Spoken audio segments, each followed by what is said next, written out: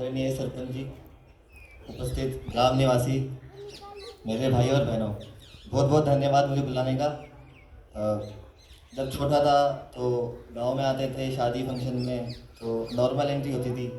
तो एक आज जैसे एंट्री हुई एकदम धमाकेदार, ढोल वोल बज रहे हैं, सब खुशी से आ रहे हैं, इतने सारे लोग बैठे हुए हैं। तो जैसे एक सपना सा पूरा हो गया। मेरा पूरा परिवार इकट्ठा है आज यहाँ पे, सारे लोग हैं यहाँ पे। तो आप लोग आप लोगों ने जो भी सुना मेरे बारे में, ठीक है, मैं इंडियन नेवी में सब लेफ्टिनेंट हूँ। तो ये आपने जो मेरी 4 साल की ट्रेनिंग थी और उससे पहले का जो टाइम था, उन सब प्रोसेस का आपने आउटपुट सुना है सिर्फ। तो मैं आप लोगों से अपना जो बचपन से लेके 12th तक का सफ़र था, फिर 12th के बाद जब मैं 4 साल ट्रेनिंग में था, तो वो थोड़ा शेयर करना चाहूँगा। तो ये मेरा खुद का एक्सपीरियंस है। मैं ऐसा नहीं मानता कि हर कोई अग्री करेगा, हर कोई बोलेगा कि हाँ ऐसा ही होता है वैसा ही होता है। आपसे बस यही विनती है कि आप बस आराम से बैठिए और सुनिए और समझने की कोशिश करिए। स्पेशली जो जवान लोग हैं यहाँ पे, जो अभी या तो 12वीं क्लास से कम है या तो 12वीं जस्ट पास करिए, वो लोग प्लीज़ सुनिए, और जो पेरेंट्स हैं यहाँ पे वो भी प्लीज़ सुनिए।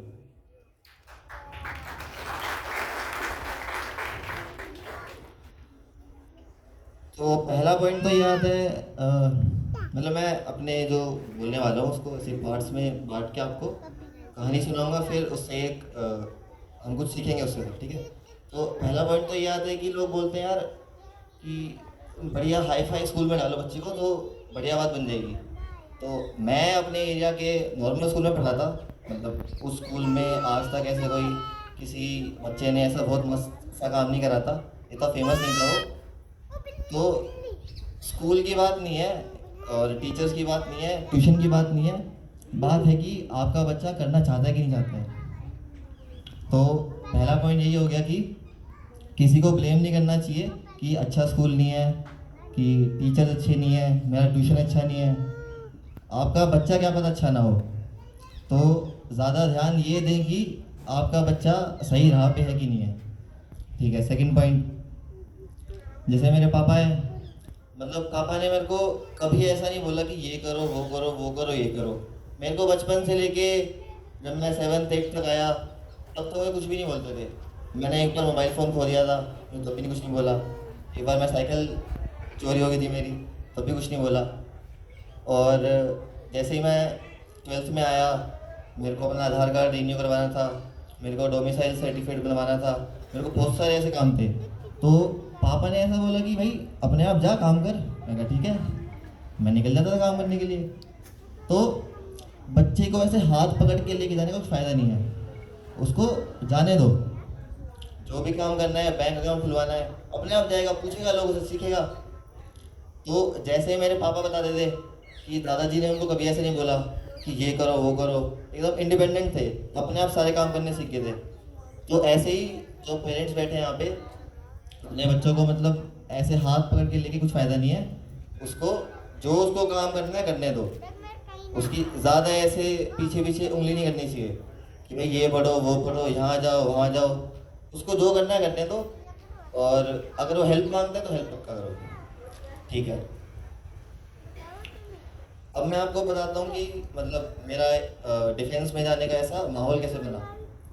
तो 10th तक तो मेरे को कुछ आइडिया नहीं था क्या करना है। मैं प्रोफेशनली डांस करता था, मैं बहुत सारे रियलिटी शोज़ में गया हूँ, बहुत सारे में टीवी शोज़ में गए थे। हमने एरिया वाले जो लोकल कॉम्पिटिशन्स होते हैं वो जीते, हमने ग्रुप बनाया।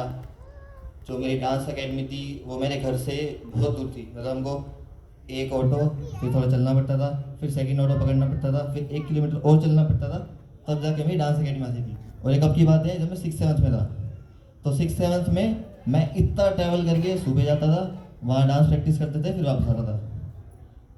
फिर जब मैं 9th में आया तब मैंने फुटबॉल खेलना शुरू करा। फिर फुटबॉल में भी सेम, सुबह 5 बजे उठना पड़ता है, भाग के जाओ वहाँ पे एकेडमी में, वहाँ पे भागो, फिर खेलो, फिर वापस आओ, ऐसे शाम को भी खेलो। तो ऐसे ऐसे करके मेरा मतलब ऐसा एम था नहीं कि मेरे को डिफेंस में आना है। फिर जब मैं 10th क्लास में आया, मतलब 10th में आने वाला था मैं, मेरा ब्रेक चल रहा था, तो मेरी गली के पास एक भैया थे, उनका नाम है विपिन यदुवंशी। तो हम उनसे ही मिले ऐसे ही मजाक मजाक में, वो हम बैडमिंटन खेल रहे थे, तो उनसे मेरी बात हुई। तो उनके जो मामा थे वो आर्मी में ऑफिसर थे, लेफ्टिनेंट कर्नल थे वो। और जो भैया थे वो अपने टाइम पे जो नेशनल डिफेंस एकेडमी का एग्ज़ाम होता है, भैया ने वो क्लियर करा। और फिर जब इंटरव्यू होता है, भैया इंटरव्यू में बाहर हुए थे। तो उन भैया ने मुझे ऐसे ऐसे करके बताया कि ऐसे नेशनल डिफेंस एकेडमी होती है, फिर हमको पहले रिटर्न एग्ज़ाम देना पड़ता है, फिर 5 दिन का इंटरव्यू होता है, फिर मेडिकल्स होते हैं, फिर मेरिट लिस्ट आती है, फिर बंदे अकेडमी में जाते हैं। तो वो सुन के मेरे को लगा भाई ये तो मस्त चीज़ है, ये करते हैं। तो मैं बताता हूँ कि एनडीए में जाते कैसे हैं, मतलब क्या इसका रेशियो है।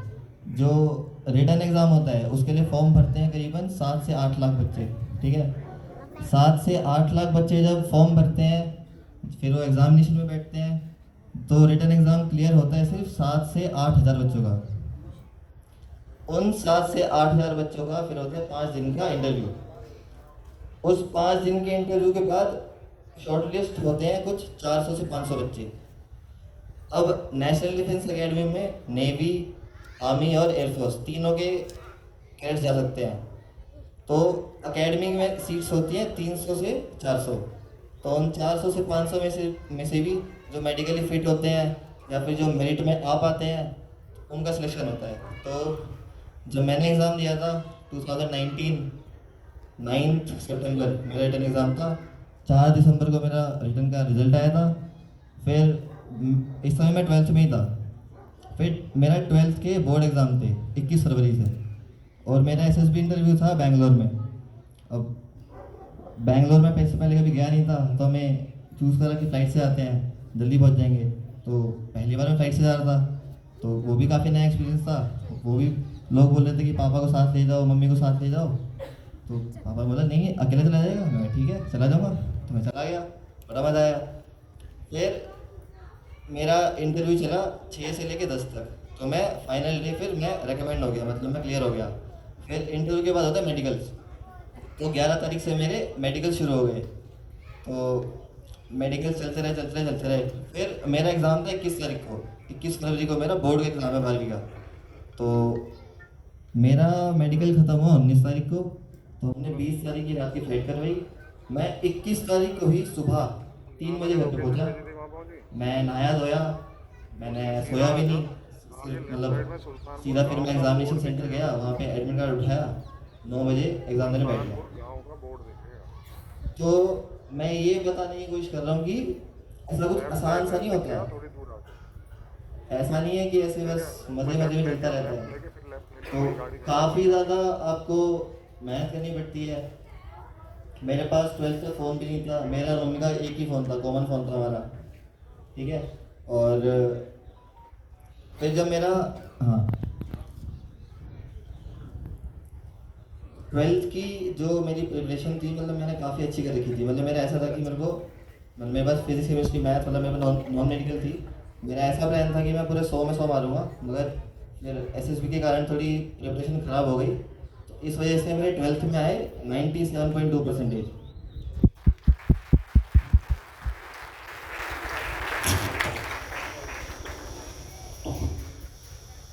मैं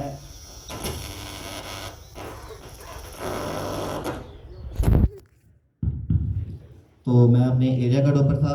मेरे स्कूल में इससे पहले कभी इतने मार्क्स नहीं आए थे, और मैं एनडीए के लिए रिकमेंड हो गया था। और जनवरी में मेरा आईआईटी जेईई का एग्ज़ाम था, मैंने वो भी क्लियर कर दिया था। तो मेरे पास सारे रास्ते थे कि मैं इंजीनियरिंग कर सकता हूँ, मैं क्या पता मैथ्स में बीएससी करता, मैं टीचर बनता। मैंने चूज़ करा कि भाई नहीं, मेरे को एनडीए जाना है और ट्रेनिंग करते हैं अब।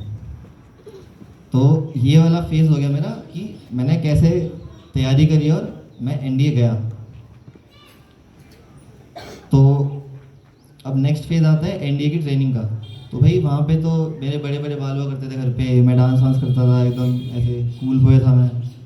वहाँ पे गए, जाते ही फर्स्ट डे ही बाल वाल कटवा दिए। इससे भी छोटे बाल थे, अभी तो काफ़ी बड़े बाल है, इससे भी छोटे बाल करवाए थे वहाँ पे, ठीक है। पहले दिन ही एक सीनियर हमको अलॉट हो जाता है, वो हमको रगड़ा देना शुरू कर देता है, हमें शर्ट आयरन करना सिखाता है, सारे कपड़े कैसे पहनने होते सिखाता है। इतनी सारी यूनिफॉर्म्स होती हैं, उनको कैसे मेंटेन करना है, कैसे शूज़ पॉलिश करने हैं, हर एक चीज़ का एक अपना अलग अंदाज़ है। तो ऐसे मेरे 3 साल एनडीए में बीते थे। तो हमारा हमारा रोज़ का था। हमारे वहाँ पे क्रॉस कंट्री रेस होती थी 14 किलोमीटर्स की। तो 14 किलोमीटर हम भागते थे 55 मिनट में, 60 मिनट में। जो अच्छा भागते थे वो 50 मिनट में, जो और अच्छा भागते थे वो 45 मिनट में। तो ऐसे हमारी क्रॉस कंट्री रेस होती थी, हमारी पीटी होती थी। तो जब जाते हैं एकेडमी के अंदर तो सब ऐसे पेट वेट सा होता है, सब ऐसे अजीब से होते हैं। तो जब पास आउट होते हैं तो ऑलमोस्ट हर एक बंदे के एब्स होते हैं, मेरे अभी भी हैं, ठीक है। तो फिर मेरा एनडीए का सफ़र, हाँ एक ये भी बात है ना कि एनडीए में एक तो आते हैं सिविल बैकग्राउंड से, जैसे मैं था। हमारे फैमिली में कोई भी ऐसे फौज में नहीं है, तो पता नहीं था कैसे करना है क्या करना है। तो एक तो मैं था, फिर एक आते हैं जिनके पेरेंट्स फौज में होते हैं, फिर एक आते हैं सैनिक स्कूल वाले। तो जब मैं एसएसबी के लिए गया था तब मुझे पता चला कि भाई ऐसे सैनिक स्कूल होते हैं, राष्ट्रीय मिलिट्री स्कूल होते हैं, राष्ट्रीय मिलिट्री कॉलेज, ऐसे बहुत सारे इंस्टीट्यूशंस ऑलरेडी अवेलेबल हैं जहाँ पे आप अपने बच्चे को या तो छठी में या तो 9वीं में या तो 8वीं में डाल सकते हो। और वहाँ पे पूरा मिलिट्री वाला माहौल मिलता है, पढ़ाई होती है, और उसके बाद वहाँ पे प्रिपरेशन होती है एनडीए की। तो 50% बंदे हमारे जैसे होते हैं सिविल बैकग्राउंड वाले, 50% बंदे होते हैं जो ऑलरेडी सैनिक स्कूल से होते हैं, और वो काफ़ी बढ़िया उनकी फिजिक होती है, पीटी वीटी में बढ़िया होते हैं, बढ़िया मतलब मस्त होते हैं वो। तो जब मैं वहाँ से पास आउट हुआ, मेरे कोर्स में हम 331 लोग थे। तो फाइनली जब सारा मिला के एकेडमिक्स, पढ़ाई, खेलकूद और पीटी, रनिंग, सब कुछ मिला के ना एक लिस्ट निकलती है, मेरिट लिस्ट निकलती है कि कौन फर्स्ट पे है, कौन सेकंड पे, कौन थर्ड पे है। तो भाई मैं सिविल बैकग्राउंड से होते हुए